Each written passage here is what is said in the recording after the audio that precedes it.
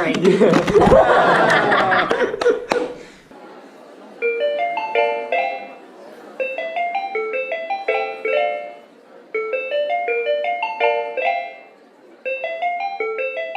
est officiellement sorti de l'Union Européenne et du coup nous sommes au Monténégro. Monténégro. C'est ça, on vient de passer la frontière et bah écoutez, on est sur la route. Pour changer. En même temps c'est un peu le but d'un road trip quoi. On est arrivé à Kotor là. Ça a l'air super joli de loin, enfin là juste en face. Ça fait 2 heures de route à peu près depuis Dubrovnik. Et on a passé une longue journée donc on est un peu crevé. Peut-être lire un petit livre avant de dormir. C'est tomorrow.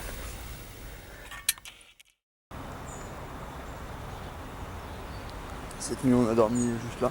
Hier soir on a été claqués, du coup je me suis endormi à 9h45. D'accord. Et j'ai dormi jusqu'à je sais pas quelle heure en fait, je sais même pas à l'heure qu'il est. Ah non plus. Mais aujourd'hui on va visiter du coup la ville de Kotor qui a l'air exceptionnelle. Il y a des grandes murailles et des escaliers qui montent tout en haut d'une montagne on dirait. I feel good!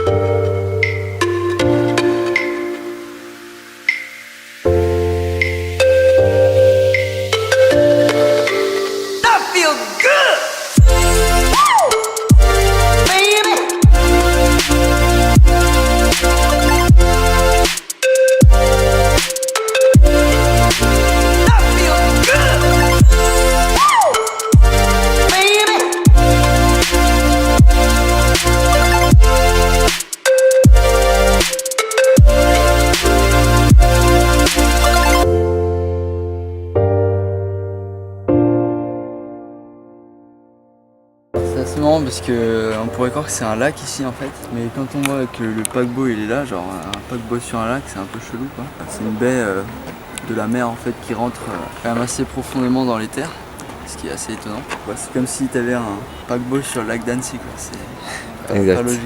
Les vieilles ruines où à mon avis les soldats habitaient à l'époque et plus principalement les archers à mon avis parce que du coup c'était beaucoup plus simple pour eux de descendre un peu en bas pour défendre que de monter de la ville et se mettre en place.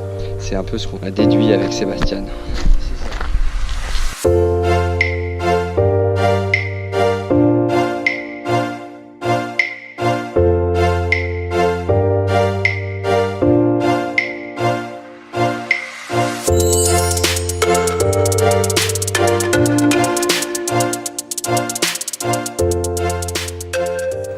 Yes, bah la journée à Kotor c'est fini.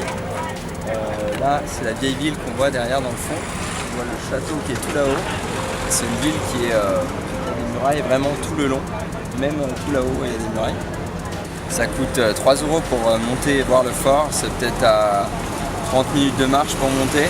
Je vous conseille vraiment d'aller faire un tour là-haut. Vous avez vu imprenable sur la mer et la vallée.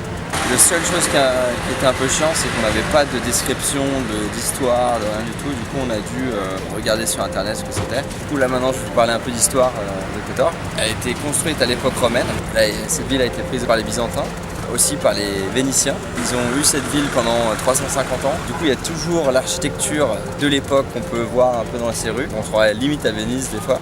Il y a aussi les Italiens, Napoléon, qui est des Serbes, la Yougoslavie et l'Autriche. Du coup, le Monténégro, en fait, se sont déclarés indépendants en 2006. Ils sont reconnus aussi par d'autres États et ils font maintenant partie des Nations Unies. C'est marrant, ils ont l'euro. Ils ont eu l'euro avant 2006 alors qu'ils étaient même pas, ils sont même pas dans l'Union Européenne, même aujourd'hui. Et ça, c'est une question qu'on ne sait pas. Mystère, je vous mets dans la description.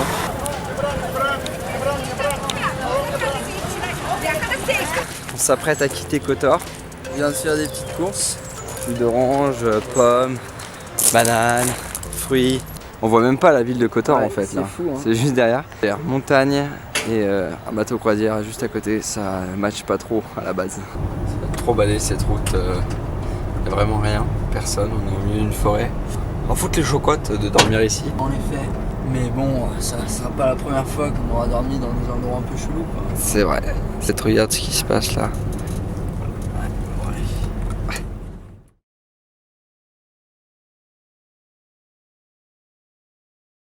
Du coup, On a dormi là cette nuit.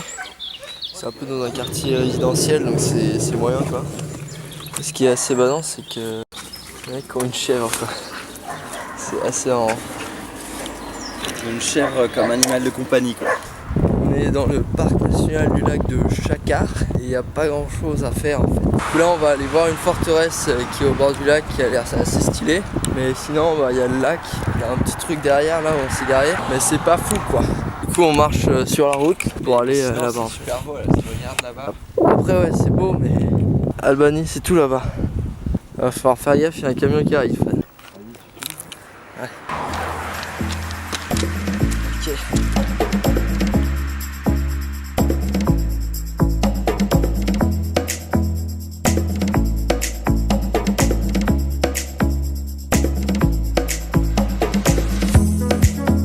Et on est un peu déçus quand même. C'est vrai que c'est beau, il y a des beaux paysages. Mais après il n'y avait pas grand chose à faire, pas beaucoup d'activités, après il y a peut-être des randonnées, voilà, c'était pas très bien indiqué. Malheureusement il y a des déchets un peu partout aussi. On a visité le fort là mais il n'y avait pas vraiment d'informations non plus là-dessus, donc on est un peu déçus globalement. On se dirige vers Ulcinj, au sud du Monténégro, à la frontière albanaise. On a réservé une chambre à un hostel pour enfin prendre une douche là. Ça va être la deuxième vraie douche qu'on prend, avec du shampoing et tout, ça va faire plaisir. On va recharger toutes les batteries. Là on est en Monténégro, qui d'ailleurs signifie montagne noire. On est plutôt à la ville de Ulcinj et du coup là on entend derrière moi l'appel à la prière de la mosquée. Et c'est assez étonnant parce qu'on n'est pas vraiment dans un pays musulman. Je sais qu'en France il me semble qu'ils ne le font pas.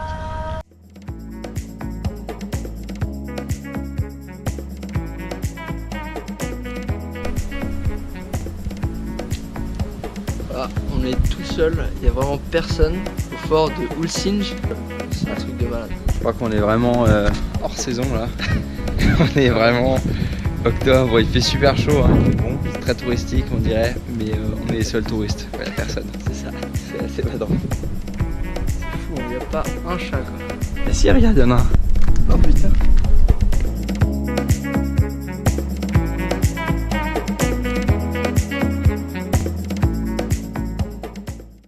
On va aller dormir au backpack. Ça s'appelle une auberge de jeunesse. Et on a pris toutes nos affaires sales pour les laver. Ça fait 2 semaines qu'on est parti, on va laver notre linge là. Ça va faire du bien, on va prendre une douche aussi. Trop hâte. Oh, thank you. C'est bon, on a notre douche. On a tout. On est Il y a chaud. les deux tortillas et les frites.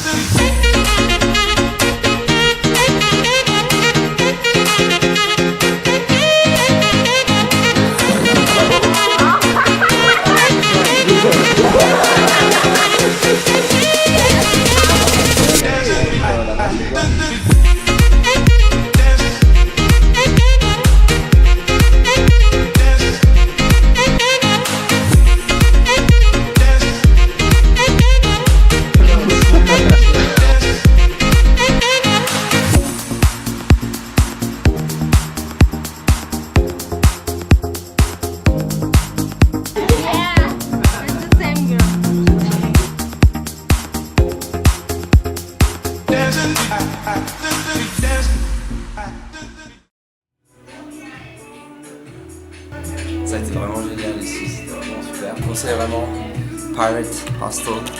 Je le mettrai là, boum, site web.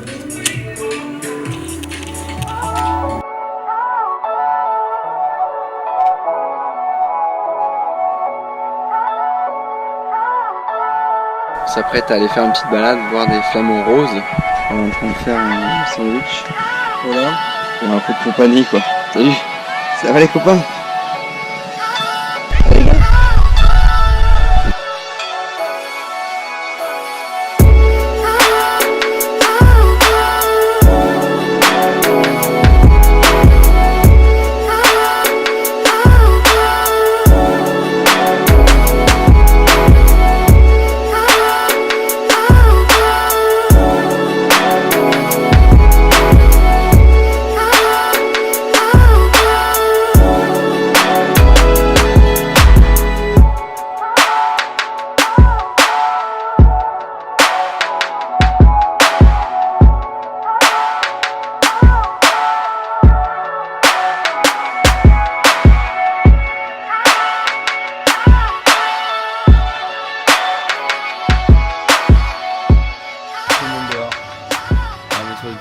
Frank Sinatra en direct du Monténégro, juste à la frontière de l'Albanie. J'ai un peu de thon et du fromage. Très bien. On fait les courses, vu que c'est l'euro ici au Monténégro, on en profite avant d'aller en Albanie où c'est du kuna. Ouais. Kuna albanais, non? C'est du lima. C'est le Lek, c'est des lecs. C'est du lait, quoi. C'est des lecs libanais, alors manais. Voilà. On a fini notre trip au Monténégro. On va en route vers L'Albanie. Eh oui. Du coup, merci de nous avoir suivis encore et encore une fois sur le tour des pays Balkans. Subscribe if you liked it. Don't if you didn't like it. And just go f*** yourself, because you're a f***ing idiot. Prochaines aventures, ouais. Albanie, Macédoine, Serbie. Et après on remonte Hongrie et tout ça. Suivez, soyez attentifs. Wouh.